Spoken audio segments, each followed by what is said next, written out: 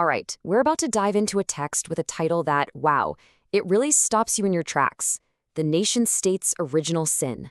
It's putting forward a pretty radical idea about the very foundation of our modern world.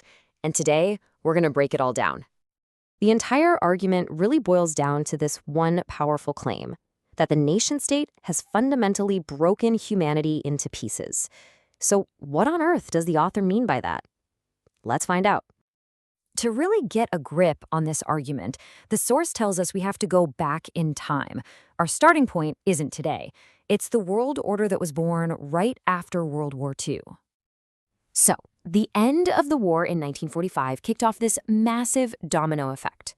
Colonial empires started to crumble, and new rules for how countries should deal with each other, like the 5 Principles of Peaceful Coexistence, were put in place. And that just fueled this incredible wave of national independence that swept right across the globe. And the scale of this change was just immense. The source points out that over 150 of the countries we know today were born in this period. I mean, think about that for a second. That's a radical redrawing of the entire world map in just a couple of decades. The source says there was one single principle that became the bedrock of this new world order: sovereignty above all else. And what that meant was that every new nation was its own master, operating behind its own closed doors. But here's the thing. This new world, built on the idea of absolute sovereignty, it came with a really heavy price. The author argues this whole system was basically born with an original sin, a set of 3 fundamental and pretty troubling consequences that we're about to get into. So let's jump into that first consequence: the fragmentation of our shared humanity. The author uses a very specific phrase to talk about this: micro-societies. The idea is that instead of having one human society, we now have hundreds of separate little experiments, each with its own rules, with no universal standard to hold them to. And the result?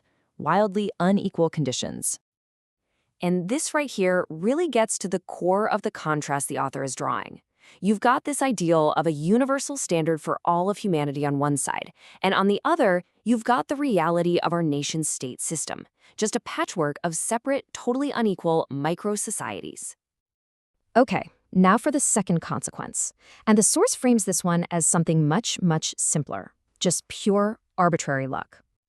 And the source poses a pretty provocative question, not just in general, but to you.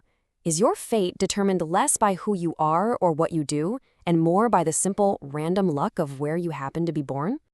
The argument is that these national borders basically lock resources within certain territories, and that means some nations, through absolutely no fault of their own, just don't have the raw materials or foundation to ever become prosperous. The result, as the text calls it, is an objective disparity in fate, a lottery of birth. So this brings us to the final and, maybe the most challenging consequence that the text identifies: the role that sovereignty plays as a kind of protective shield for the state itself. So here's the crucial point: that core principle, sovereignty above all else, can become a shield. The source argues that it prevents anyone from the outside from interfering, leaving a country's rulers totally free to manage or mismanage their own citizens however they want. The text argues that this leads to a very real, inescapable problem. Behind this shield of sacred sovereignty, citizens can end up facing extreme hardships, all while the rest of the world is basically told they can't step in to help. This is a direct quote from the text, and it's incredibly stark. The author uses this powerful language to show just how serious the argument is.